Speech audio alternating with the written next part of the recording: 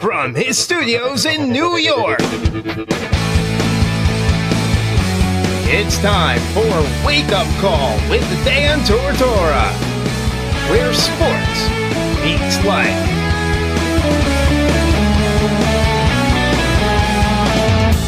Here's your host, Dan Tortora. Welcome here to Wake Up Call with Dan Tortora on WakeUpCallDT.com, your one-stop sports shop, and on MixLR.com/WakeUpCallDT. Proud to have you here every Monday through Friday from 9 a.m. to 11 a.m. Eastern Time. We have started a little bit back today, and for those of you that have known the last couple of weeks, I have been under the weather. I have not been feeling that well, and unfortunately been run down. So in order to be here with you and be here at full tilt, full go, I've had to start a little bit back on some of these days. So thank you for your patience, and thank you for your understanding. I am not a man to quit. I'm not a man to not show up, but I am a man to try and get that rest and try to get back to being healthy here. So thank you for your patience, and thank you for your understanding. And if anybody else is under the weather or got anything going on, my prayers and my hopes are with each and every single one of you every single day. So with that being said, Papa Joe's Picks is up first. College football conversation. We're going to talk about the first college football playoff rankings. We're going to talk about Syracuse being ranked in all three polls in football. We'll talk about the Orange being 6-2, Dino Babers, and some of the things that Floyd Little said, and so much more coming up here, as well as DJ Durkin being fired midseason, and Hugh Jackson and Todd Haley being fired midseason, and what do Papa Joe and I think about midseason firing. So that is all coming up on the show in just a second. And then we're coaching with class with Katie Kalinsky in just a little bit. We're going to talk about Syracuse women's basketball, men's basketball, and Syracuse football. And who would have thunk that all three of them, who would have thunk with all three of them that we would be in a position where they would each be ranked in the top 25 at the same time. And then from there, we will go into the second hour of the show, the Fantasy Football Power Hour, proudly presented by the Wildcat Sports Pub in the Penn and Trophy Center, featuring Mike Sofka of Hall of Fame FantasyFootball.com and myself, Dan Tortora. So plenty coming up today right here on Wake Up Call with Dan Tortora, and now it's time to bring the man in. The voice is almost back. It's been 3 weeks, but the voice is almost there, so I think I can pull it off today as we welcome in Papa Joe. So, yeah, see, we're getting it. It's there. How are we doing today, Papa Joe? Good morning, Daniel. Everything's fine down here. Now, Papa J, there's a lot to discuss. There's a lot going on. This past Tuesday, October 30th, we saw the first college football playoff rankings, and that college football playoff rankings has Alabama 1, Clemson 2, LSU 3, Notre Dame 4. Agree or disagree with the top 4 so far? Well, I don't know where Notre Dame fits in all this. I don't think an at-large team should be involved in this because it's not in a conference. Notwithstanding that they're a good team, they're obviously very good, but I'd rather stick with a one-loss team at this juncture. And frankly, what I told you the other day is that I don't care who they put seeded 3 or 4.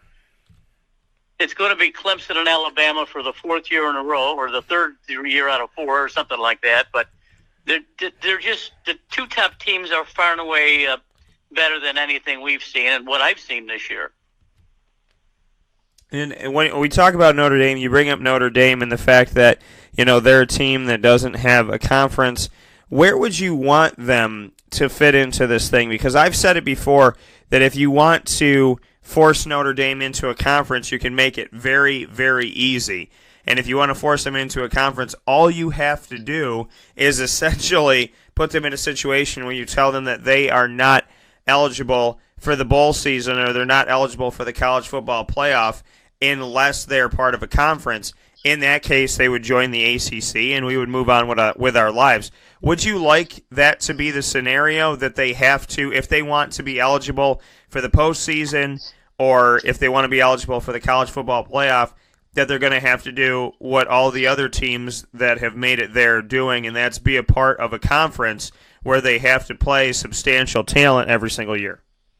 Certainly they should. I mean, the ACC, the SEC, or the Big Ten, whatever, they have to make a decision.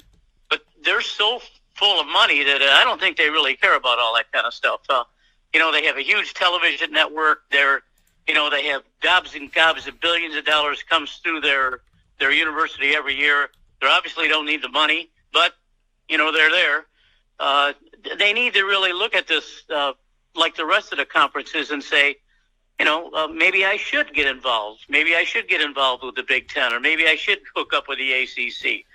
There's another reason why I don't think that they want to be affiliated, because they have to play hard teams every year.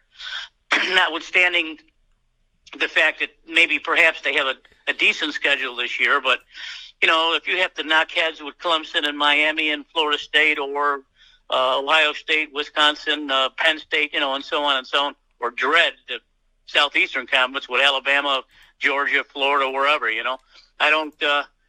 They have to really make a decision, and I think if they were forced to do so, financially, it probably doesn't make a lot of sense for them to do that. So, they'll go to a big bowl game and they'll make their bowl money.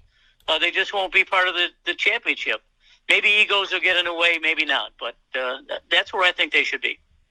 The question that comes up and the question that arises with Notre Dame is, okay, so if they let Notre Dame in as an independent school, they let them into the college football playoff, but UCF goes undefeated for 2 years in a row and they don't get in, then what type of conversation are we having that UCF is in a conference that's not in the Power 5, but is trying to make a case for the Power 6 and would be undefeated for 2 years, yet Notre Dame is an independent?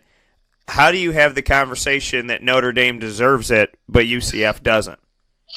Good point. And certainly UCF should be part of any equation if we had more than 4 teams. I think we talked about this a couple of weeks ago, where perhaps maybe there should be 6 teams involved in a playoff with 2 wild card games. One of them, of course, could be for like an independent like Notre Dame, or someone from outside the conferences like UCF. That would solve the problem. But you can't equate the two. You can't equate the 2 teams, though. I mean, UCF is a fine team. It's a wonderful team. Scott Frost did a great job last year. He left all the talent for the new coach, and they're going to go on. They're probably going to go undefeated. But Notre Dame is a different story. They're supposed to have one of the better teams in the country, and they have most of the talent. So, you can't compare the 2 teams, but you can if you're talking about maybe 6 teams. And that's the big question that comes up is, do they expand this? Because there's Power 5 conference. When you look at the Power 5 conferences, the Big 12, the Pac-12, the ACC, the Big 10, and the SEC, not everybody gets representation. Even if they did one from each, they're not all getting representation in this thing. And there's no space for Notre Dame in that case. And there's no space in that case for a team that's outside of the Power 5. So have we not put ourselves in a situation where we've essentially pigeonholed again? I mean, it's better than having 2 teams in the BCS, but it's still discriminatory. So, how much better is the college football playoff? Is it better at all? Where do you see it? It's not going to be much better at all. I think probably the country should be ready for the possibility of 2 SEC teams going to be in the top 4 again this year. Because if LSU beats LSU beats Alabama, you're going to have both teams with 1-loss records, and both of them are 2 of the best teams in the country. So it's conceivable that the playoffs could include the 2 SEC teams, just like was last year. So there's no easy answer to this, but they got to do their due diligence. They're going to have to figure out something else. Maybe they got to work with the bowls and work with the TV schedules and so on, and work with the other conferences and get more teams involved.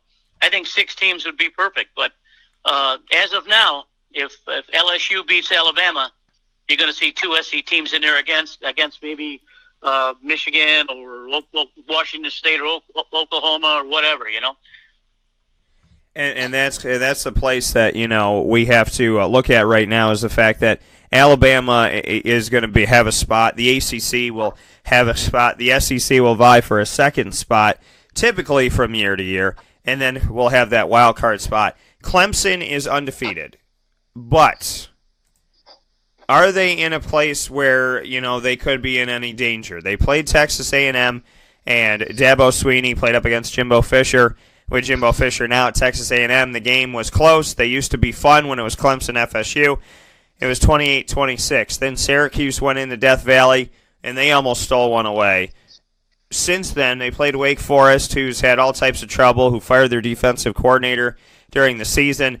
NC State, who's been playing him close, they blew them out. Florida State is in all kinds of trouble. Now they have to play Louisville, who's whatever, not any type of a threat. They're 0-5 in the ACC. But then Clemson goes to Boston College.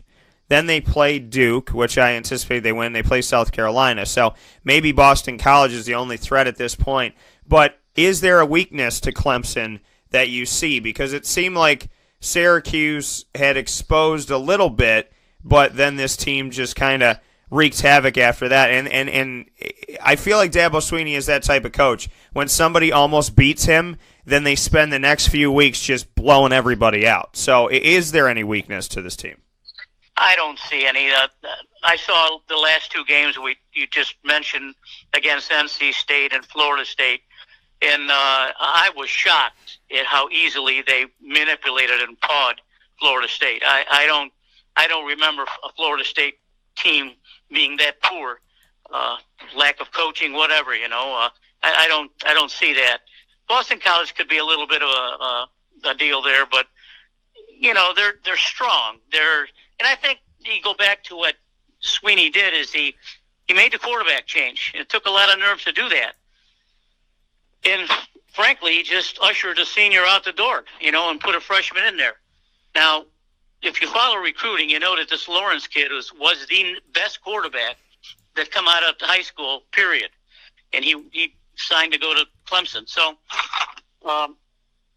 making that change, it made it a little bit of a jolt. I mean, it just sort of picked them all up and carried it forward. The defense we know is going to be strong. They're going to have 4 first-rounders, defensive line mostly. So, Dabo he's just like Saban. They're masters. They're masters at manipulating things, and he manipulated this perfectly. He knew exactly what he was doing. He knew that this freshman was going to carry him through. I don't see any team standing in their way. That coming from Papa Joe here with College Football Talk every Thursday morning to start the show on Wake Up Call with Dan Tortora and Papa Joe's picks. Papa J, Syracuse, they're 6-2. There's a lot of things to say about Syracuse. Number one, they're 6-2. Number two, they are mathematically, now not saying that this would happen, but mathematically they could still win the Atlantic Division. And the reason why I say that is because this is a team that's typically 7th out of 7 in the Atlantic. Mathematically, they're still in the race. They are tied with Boston College at 6-2 overall. BC is 3-1 in the conference. Syracuse is 3-2. They will play each other at the end of the season. So Clemson is there. So Syracuse has a chance to finish 1 if anything happened to Clemson, or finish 2 in the Atlantic Division.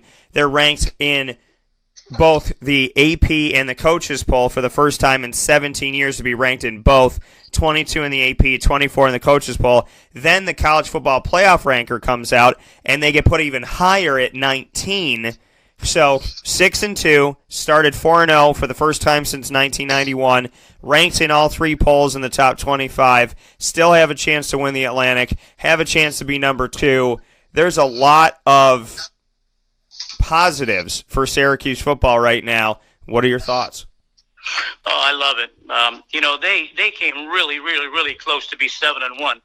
And if they were 7-1, they would be in the consideration for what we talk about all the time about the playoffs. So, when we talked about this, after they played Clemson, I told you that I think that they should have been ranked just by the way they played against Clemson.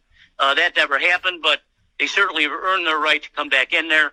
I've always been a fan of Dungy. I think he's a big, strong arm guy. Probably going to be maybe a late first round, second round pick.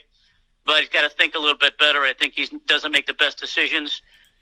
Looks like Syracuse is going to be really strong in the future because they got a young freshman quarterback, DeVito, that looks every bit as good, if not better, than Dungy when he was a freshman. So Syracuse looks strong. I love it. I'm glad they're in the poll. That's what they should have been all along. So let's hope that they can pull through and keep winning, and maybe go to a major bowl and get the name out there. They may lose their coach though. Well, and that's the thing is, Syracuse in a position right now where that man's been fielding, and I spoke with Floyd Little about it, and everybody should go listen to my interview with Floyd Little. You can hear it by going to WakeUpCallDT.com and clicking on the iTunes podcast, the Podbean podcast, TuneIn Radio, the RSS feed. You can go directly to WakeUpCallDT.podbean.com, or you can go to Facebook at WakeUpCallDT, Twitter at CallDT, and each of those will have the link. Listen to the interview with Floyd Little. He doesn't give a nugget of information. He gives like 78 of them. So listen. He talks about the contract with Dino Babers. He talks about the situation with Dino Babers. But this is what I find interesting. He told me the final three were DJ Durkin, Scott Frost, and Dino Babers. We saw that DJ Durkin, obviously, some air of not so great stuff, some negativity around DJ Durkin in Maryland. He gets fired in season. So that could have been at Syracuse, and instead it's at Maryland, and now he's fired mid-season. Scott Frost, Floyd said, we knew he was using us to get to Nebraska, and we weren't going to let it happen. Dino was different. So of the decisions, DJ Durkin, look at where he is. Scott Frost, look at where he is. And Dino Babers, look at where he is. It seems like Syracuse made the right choice, hindsight 2020. Oh, they did. Sure they did. They didn't know that much about Frost. He comes down to Florida with the right recruiting ground down here and does a great job in recruiting good players to play for him. Durkin is a nightmare. Talk about him if you want to, but Durkin was the defensive coordinator of Florida from 2010 to 2014, and I don't ever remember his type of behavior coming out that got him fired. But get back to Babers, he certainly is going to be in the hunt for a big job. I don't know if Syracuse will pay him. They certainly should.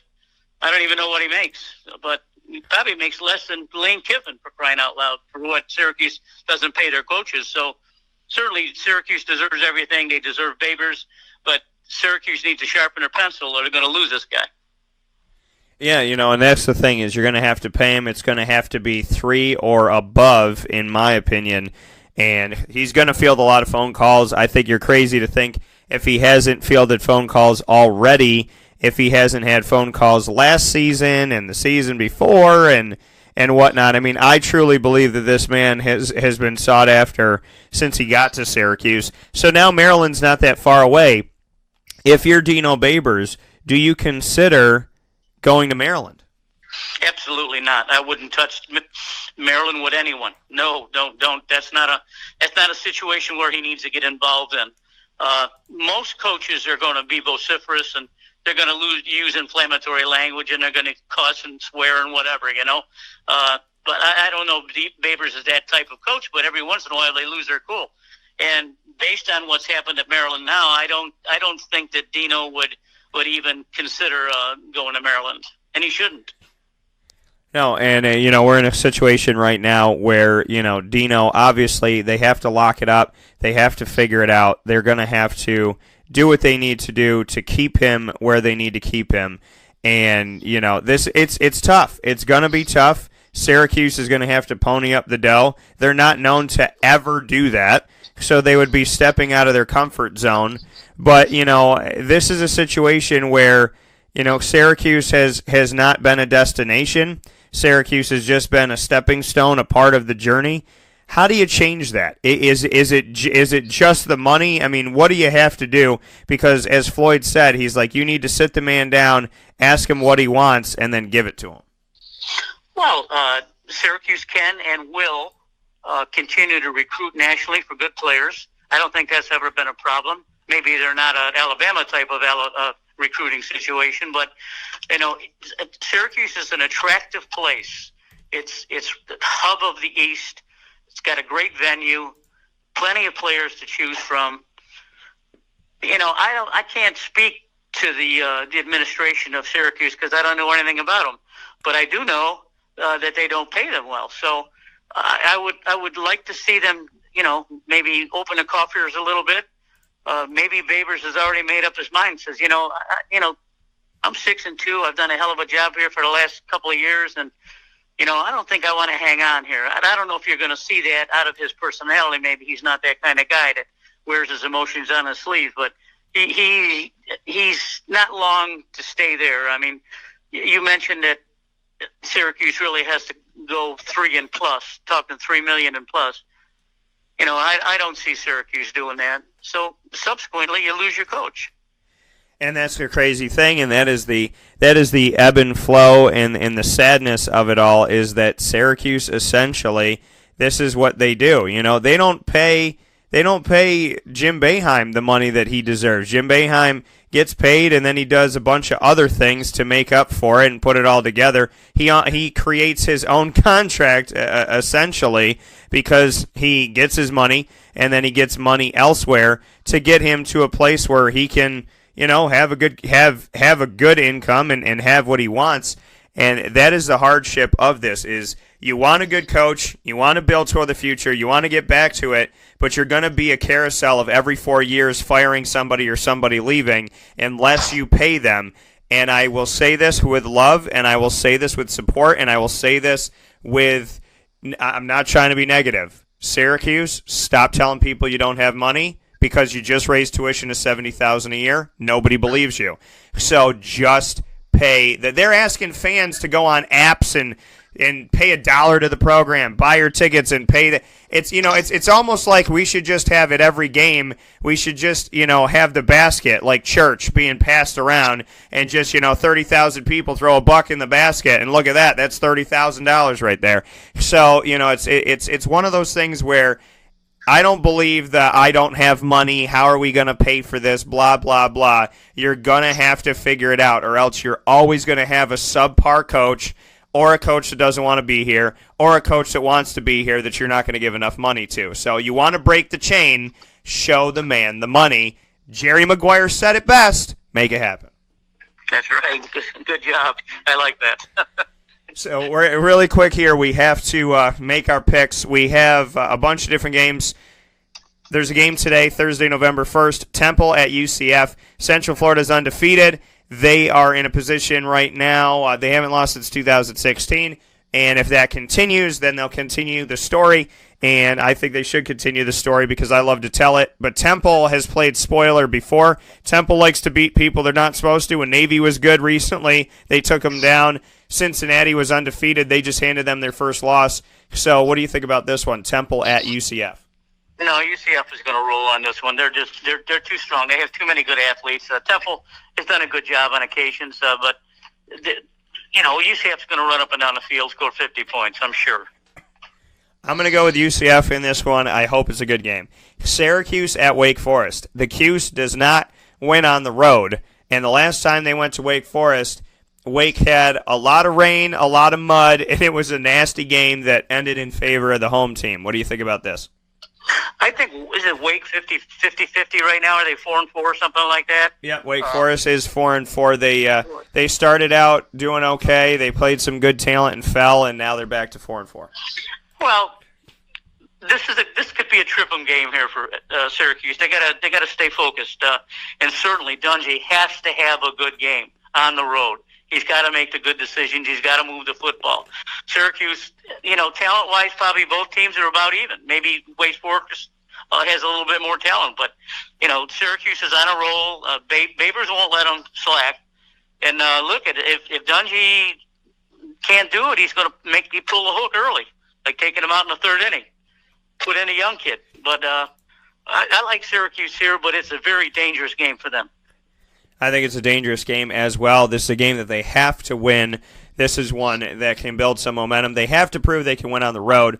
And I'll tell you right now, they're going at BC, at Wake Forest, and they're playing Notre Dame in Yankee Stadium. So I would suggest that they win this one. I'm going to pick them in this. I think we may see DeVito at some point in it. And hopefully for Syracuse fans, it's not close and uncomfortable. It could be, but Syracuse needs to prove that they can win on the road. They don't need to give up 30 or 40 to Wake Forest. And the last game, where did DeVito come from? DeVito is from New Jersey. Okay. Yep, he is from New Jersey. I actually got to meet his family, his very tan, very Italian, very I wanted to stay with them and hang out all day type of family. Great. Texas A&M at Auburn, who is, spoiler alert, and crazy. Auburn is unranked. What do we think about this one?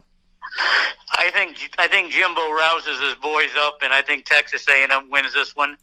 I don't know what Gus Malzahn's doing at Auburn. He's not too consistent here lately.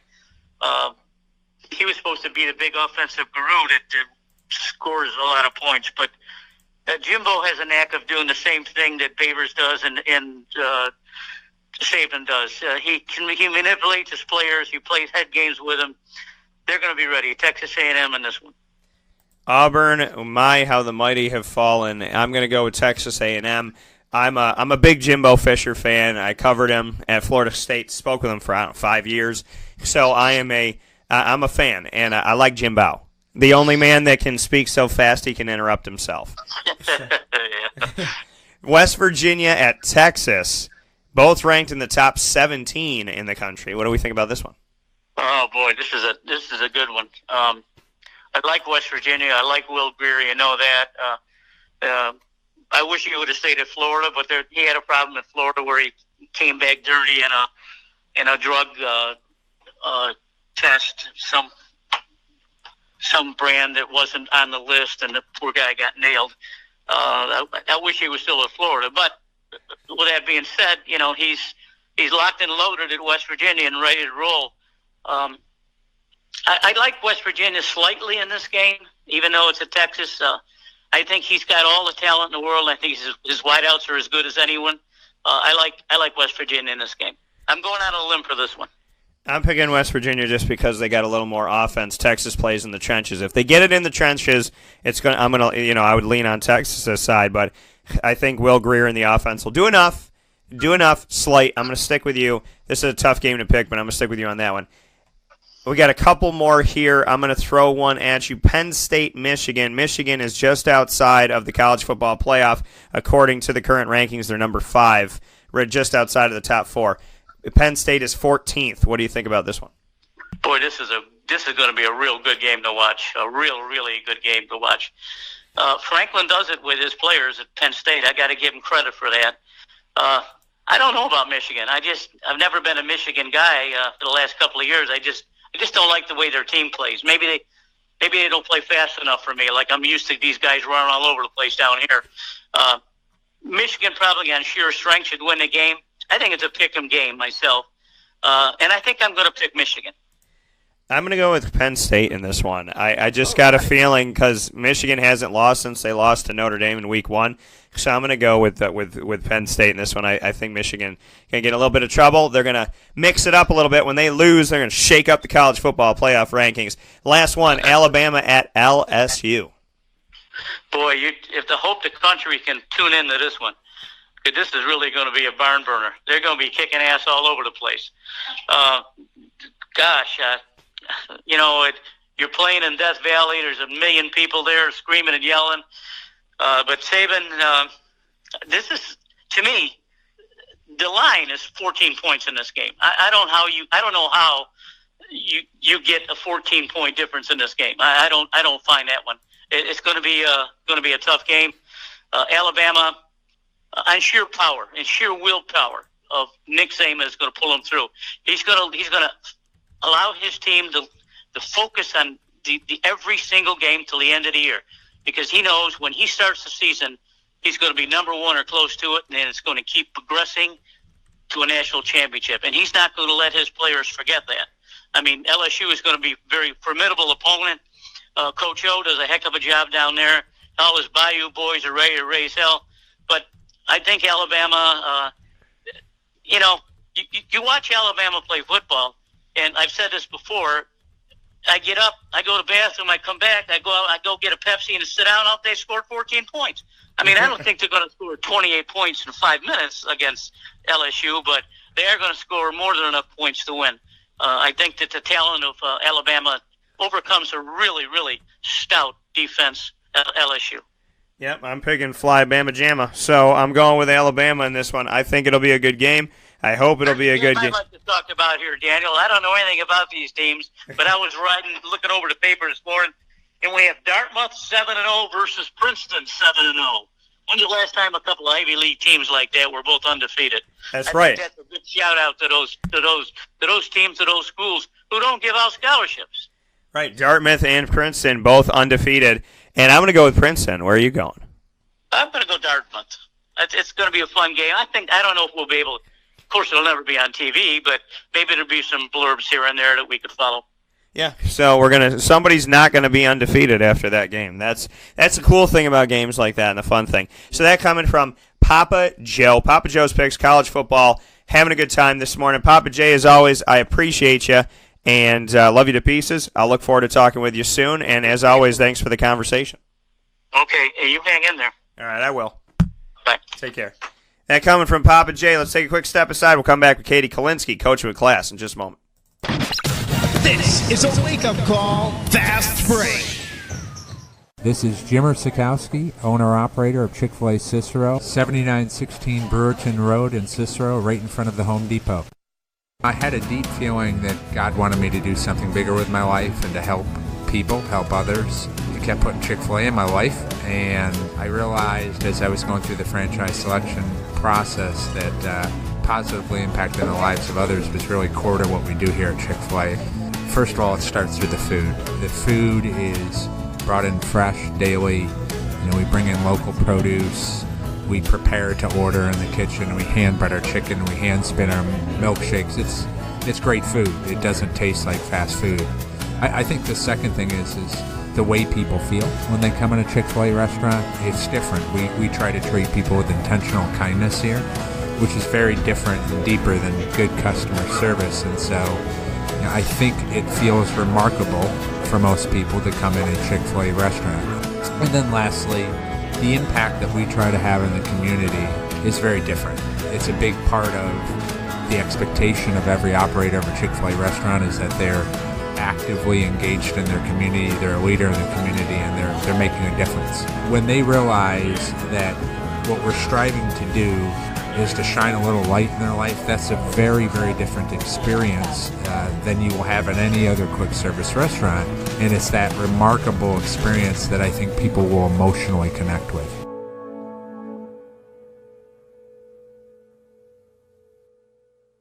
I'm George Townsend of Honda City with some good advice when buying a new car. The true cost of owning a new car is determined by the appraised value when you trade it. No vehicle appraises higher than a Honda. Next, look for low APRs and deep discounts. You also want low maintenance costs and great fuel economy. That's why my advice to you is to buy a new Honda. Looking pre-owned, visit our Honda Certified Used Car Center. Honda City, 7140 Henry Clay Boulevard, Liverpool, or HondaCity-CNY.com. It would be a pity if you don't shop at Honda City.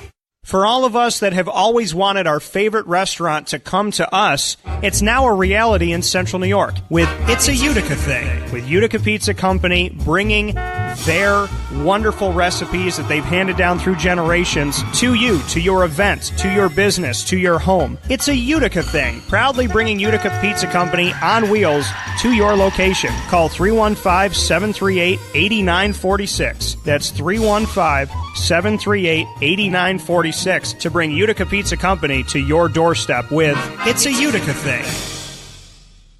Thank you for tuning into this college football conversation featuring Papa Joe inside of Papa Joe's Picks.